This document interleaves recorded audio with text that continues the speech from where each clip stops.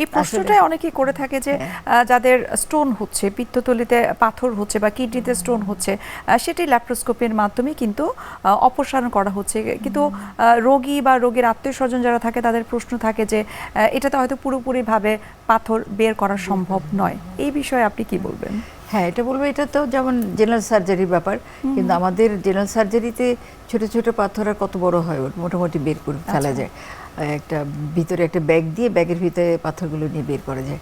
কিন্তু সমস্যা হলো যে আমাদের এদিকে ওভারি, ইউটেরাস এগুলো অনেক সময় টিউমার দিয়ে এত বড় হয়, যেমন 5-6 মাসের বাচ্চা পেটে থাকলে যত বড় হয় তত বড়। তো সেসব ক্ষেত্রে আমরা যেটা করি, অনেক সময় আছে যে আমরা কেটে কেটে বের করি, অথবা নিচের দিক থেকে আমরা জাস্ট ইনসিশন দিয়ে বের করে ফেলি।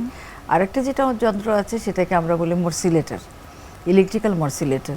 মানে যেমন কিমার মেশিন যারা দেখেছেন নিশ্চয়ই সবাই, তো কিমার মধ্যে যে ছোটো ছোটো মাংসপেশি মতো ওগুলোকে কাটা হয়ে যাচ্ছে, সেগুলো আস্তে করে আমরা বের করে ফেলি। তো কাজে আমরা 3-4 রকমের ভাবেই আমরা যেটাকে আমরা বলি যেটা কী করে আমরা এক্সপেল করব, বাইরে থেকে বাইরে নিয়ে আসব।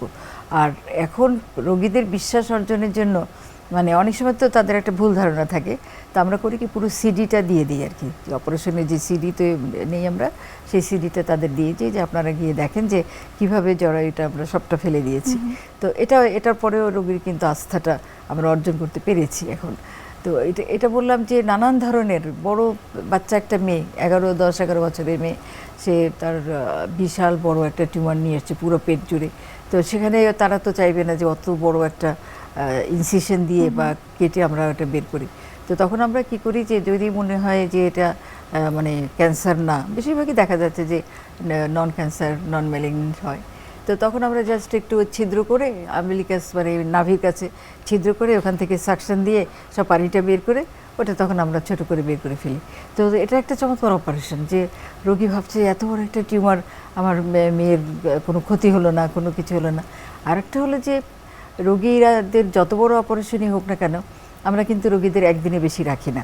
যেমন আজকে অপারেশন হলো, কাল বিকেলে রোগী হাঁটা চলা খাওয়া দাওয়া করে সে বাড়ি চলে গেল।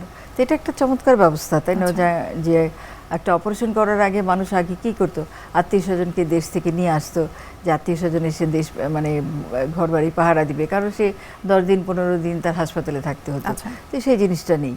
আর একটা হলো যে যারা চাকরি করেন, পেশাজীবী মহিলারা, তাদেরও কিন্তু এই সুবিধাটা ভালো যে তারা ইচ্ছা করলে 2-3 দিন পরেই চাকরিতে জয়েন করতে পারেন।